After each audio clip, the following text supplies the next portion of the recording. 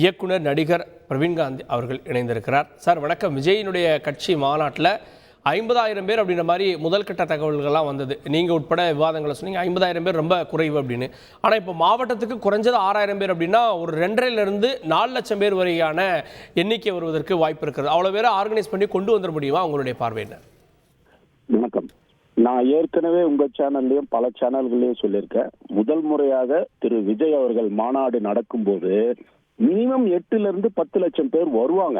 இவங்க அழைப்பு விடுக்கலனா கூட, இவங்க சரியாக அவர்களுக்கு இன்ஃபர்மேஷன் பண்ணலனா கூட மினிமம் 8-10 லட்சம் பேர் விஜய் அவர்களை பார்க்க வருவார்கள். ஏன்னா முதல் முறையாக திரு விஜய் அவர்கள் மேடையில பேச போறாரு. பொது மேடை, அரசியல் நோக்கோடன்றது பெரிய ஆர்வம் இருக்கு. அது மட்டும் இல்லாம விஜய் சாரை பார்க்கணுங்கிறது ஒவ்வொரு ரசிகர் சார், இளைஞர்கள் சார், அவருக்கு பின்னாடி இருக்கிற பெரிய கூட்டம், இளைஞர்கள் கூட்டம். அதை நீங்க கட்டுப்படுத்தவே முடியாது. நான் இன்னும் சொல்றேன் பாருங்க, விக்கிரவாண்டி தானே அந்த இடத்துக்கு பேரு. வரப்போற வண்டிங்க நிக்கிற இடத்துக்கு கூட விக்கிரவாண்டியில இடம் இருக்காது. அவ்வளோ கூட்டம் வரப்போகுது.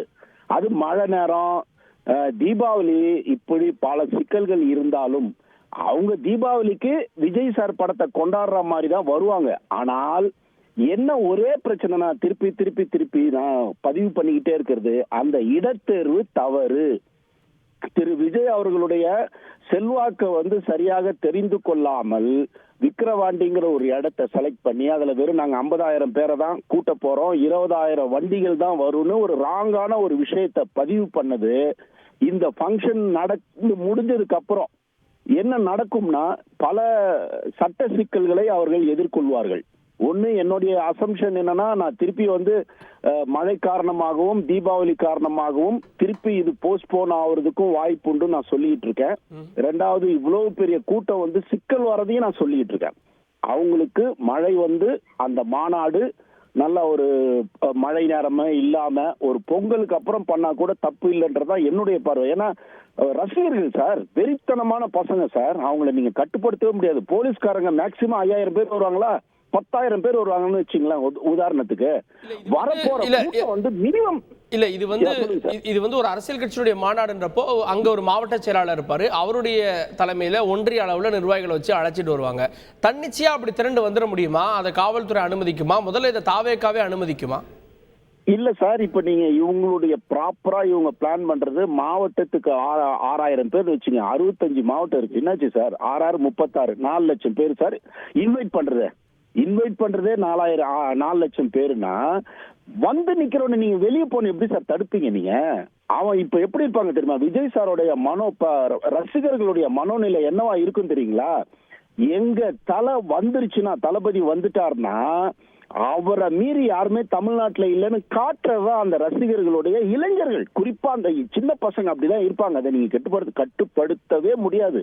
மினிமம் எனக்கு தெரிஞ்சு என்னுடைய அறிவுக்கு 7-9 லட்சம் பேர் வருவாங்க சார். அப்படி வந்துட்டாங்கன்னா அந்த இடமே குலுங்கிடும்.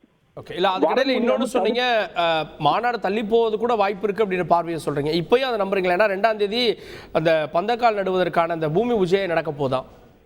இல்ல சார், ஹெவி ரெயின் இருந்தா என்ன சார் பண்ணுவீங்க? ஏன்னா உங்களுக்கு இந்த வருஷமே என்ன சொல்றாங்கன்னா, மிகப்பெரிய அழிவுகளை சவுத் இந்தியா ஃபேஸ் பண்ண போது, குறிப்பா தமிழகம் ஃபேஸ் பண்ண போதுன்னு ஒரு ஜாதக ரீதியாக நிறைய பேர் சொல்லிக்கிட்டே இருக்காங்க. அந்த மழை காலம் எப்ப ஸ்டார்ட் ஆகுன்னா அக்டோபர் 15-20 இருந்து புடின்னு பிடிக்கும். நானே சொல்றேன், ஹெவி ரெயின் இந்த வருஷம் பெய்ய போகுது. அப்படி ஒரு ஹெவி ரெயின் வந்ததுன்னா நீங்க ஓகே பந்தல் போட்டு மறைக்கலாம். வரவங்களுக்கு அன்கம்ஃபர்ட் நமக்கு கொடுக்க முடியுமா? இப்போ கன்னியாகுமரியில இருந்து ஒருத்தர் வராரு, தண்ணியிலேயே மிதந்தா வர முடியும் கன்னியாகுமரியில இருந்து வரவரு. அப்போ எல்லாத்தையும் யோசிச்சுட்டு கடைசி நேரத்துல கூட மாற்றி அமைக்கிறதுக்கு வாய்ப்புகள் உண்டு. அது இல்லாம ஒருவேளை அவங்களுடைய நல்ல நேரத்துல மழை கொஞ்சம் 2-3 நாள் விட்டுருது, மழையே இல்ல அப்படின்னாலும் இன்னொரு சிக்கல் என்ன வரும்னா, அவங்களுக்கு இந்த நிக்கிற கூட்டத்தால பிரச்சனைகள் வர்றதுக்கும் வாய்ப்பு இருக்கு.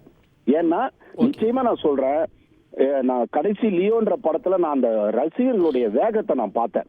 என்னன்னா, படம் பரவாயில்லாம இருந்தா கூட அரசியலுக்குள்ள விஜய் வந்துட்டாரு, அதனால இந்த படத்தை முரட்டு வெற்றி ஆக்கணும்ன்றதுக்காக ஒவ்வொரு ரசிகர்களும் 7 வாட்டி 8 வாட்டி பார்த்து அந்த படத்தை ஒரு பிரம்மாண்ட வெற்றி அடைய வச்சாங்க. இந்த படம் கோட்டி ஏன் மாட்டிக்கிச்சுன்னா, செகண்ட் ஹாஃப்ல விஜய் அவ்வளவு வில்லனை பாக்குறதுக்கு ரசிகர்களுக்கு விருப்பம் இல்லாம போயிடுச்சு. ஒரு ஃபர்ஸ்ட் ஹாஃப் ஒரு நல்ல படமாக இருந்தாலும் செகண்ட் ஹாஃப்ல அவன் பாட்டே அவனால ரசிக்க முடியல. ஏன்னா விஜய் சார்னாலே அது பாட்டுகள் தான். 2 பாட்டு செகண்ட் ஹாஃப்ல வில்லன் கேரக்டருக்கு கொடுத்து அதையே அவனால் ரசிக்க முடியல. சோ அதனாலதான் கோட்டு படம் வந்து ஒரு பெரிய லியோ அளவுக்கு போகல. அவரை வில்லனா போட்டு அவ்வளவு நெகட்டிவா பண்ணதை அவனுங்க பசங்களை ரசிக்கல. இப்போ நெட்ரிக்னு ஒரு படம், ஒருத்தர் வில்லனா பண்ணுவாரு, ஒருத்தர் கியூட்டா பண்ணுவாரு. அப்போ அந்த வில்லன்லயே ஒரு நம்ம அரசியலுக்கு வந்துருவோம் சார், அரசியலுக்கு வந்துருவோம். அதான் அது என்ன சொல்ல வரேன்னா சார், அப்படிப்பட்ட ஒரு சிச்சுவேஷன் அவங்க வந்து அந்த பசங்களுக்குள்ள ஒரு வெறி என்னன்னா எப்படியும் விஜயை வெற்றி அடைய வைக்கிற உச்சக்கட்டத்துக்கு கொண்டு போகணுன்ற எண்ணம் எல்லா பசங்களுக்கும் இருக்கு. அப்ப என்ன பண்ணுவாங்கன்னா 6000 பேரை நீங்க பிளான் பண்ணீங்கன்னா சம்பந்தம் இல்லாம கூட ஒவ்வொரு மாவட்டத்துல இருந்து ஒரு 5000 பேர் வந்து நிப்பான், பைக் எடுத்துட்டு வந்துருவான். பைக் இருக்குல்ல சார், இன்னைக்கு எல்லாருமே ஆல்மோஸ்ட் பைக் வச்சிருக்காங்க சார். பைக் எடுத்துட்டு வந்துருவாங்க சார். அவங்கள நீங்க எங்க தடுப்பீங்க? விக்கிரவாண்டி விழுப்புரத்துல இருந்து தடுப்பீங்களா? அது பெரிய சிக்கல் ஒண்ணு இருக்கு. என்ன காரணம்னா இடம் வந்து ரொம்ப கம்மியாக இருப்பது. விஜய் அவர்களுடைய செல்வாக்க அவங்களே தெரிஞ்சுக்காம இடத்த சின்னதா பண்ணிட்டாங்கன்றத நான் தொடர்ந்து வலியுறுத்திக்கிட்டே இருக்கேன். அவங்களுடைய நல்ல நேரம் மழை பெஞ்சு வேற ஒரு மழையும் இருக்கக்கூடாது அப்படின்ற விஷயத்தையும் சொல்றீங்க. இடமும் சின்னதா, அதை தாண்டி 7 இருந்து 8 லட்சம் பேர் வருவாங்கன்ற பார்வைகளை கூட வெளிப்படுத்துறீங்க. இணைந்ததற்கு நன்றி திரு பிரவீன் காந்தி. நன்றி சார், நன்றி. செய்திகளை உடனுக்குடன் தெரிந்து கொள்ள உடனே சப்ஸ்கிரைப் பண்ணுங்க.